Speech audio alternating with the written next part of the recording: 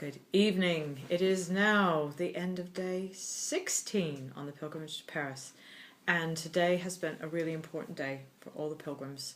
We started this morning with all the pilgrims from all over the world, all the faith groups at the Saint Denis Basilica, having a spiritual moment, I think they called it in French style, where it was a service of each faith group making some gesture towards creation and care of God's precious earth in their own faith tradition. And there were Buddhists, there were Hindus, there were Muslims, there were, of course, many Christians there. And it was a very long service, very French, sometimes a bit reminiscent of the Olympic opening ceremony, if I'm honest, but the setting was incredible in this basilica where all the kings and queens of France are buried,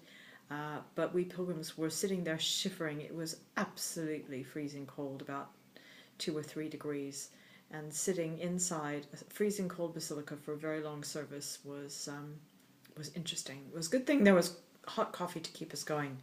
We then immediately went over to another place very close to the basilica for what was one of the big highlights of the day. It was when the pilgrims handed over a petition to the leaders of the UN climate process. And again, there were religious leaders there of many faiths and some very powerful presentations. But I think the thing that was most moving was to find out that 1.7 million people of faith have signed a petition calling on our government leaders and representatives who will be making decisions for us that are going to affect our future, and calling on them to do what they can to secure an ambitious, a fair, and a legally binding treaty here in Paris. 1.7 million pilgrims. So that petition was handed over to some very important people who were our surprise guests. We were delighted that Christiana Figueres, who basically heads up the UN climate talks and who was the one who called for stronger faith voices to come to the talks, she was there to receive the petition, and she was so moved, she was in tears. And that was a sight to behold, as was the sight of Nicolas Hulot, who is the President of France's Special Environmental Advisor. And I'm trying to think, Elizabeth, what was his great line about? His line was, we don't need more money, we need to share it, and to share our knowledge. Yeah. Repeat? We don't need more money, we need to share it, and to share our knowledge. And he also said we're in 2015 and we need to save the planet. It's our future that's at stake at Paris. We need to revisit the economical model which creates inequalities. And I think we just all felt, yeah, that's what it's for. Yeah. That's why we're here. And that's what we want to see. Yeah.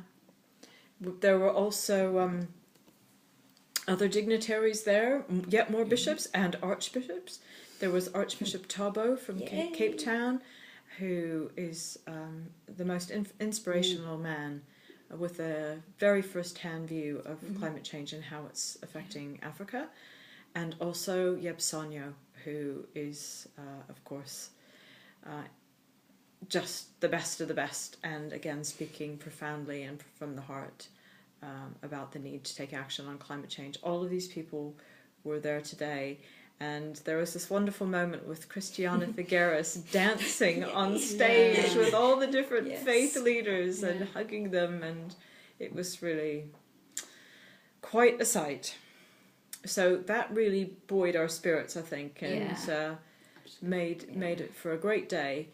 And the icing on the cake was we had a special dinner tonight, special for me as well, at the American Cathedral in Paris, We were hosted by the Archbishop of the European Episcopalian Church, and we had some very special guests, a number of Iraqi Christians who came and had dinner with us and spoke very, very, very powerfully and painfully about having to flee Iraq because of ISIS.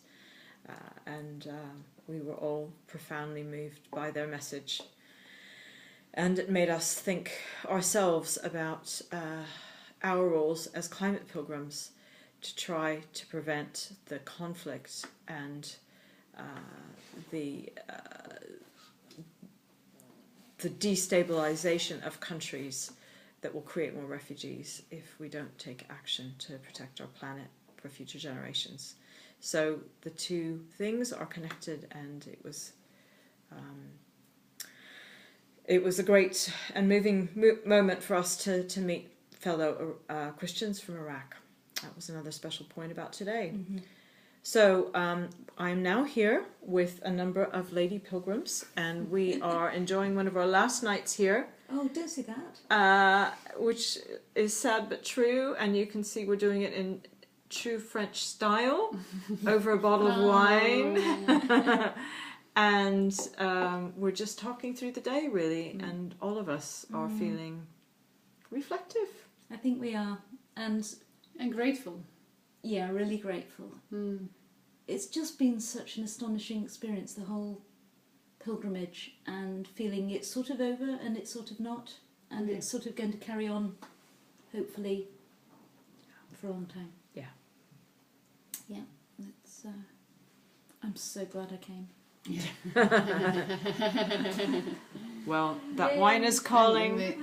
Hello. Oh, here comes another female pilgrim as well. So anyway, we're signing off for now. Time for the wine. One more night on the pilgrimage to Paris, or should I say the pilgrimage in Paris. Yay! Good night. Night. Night. Night.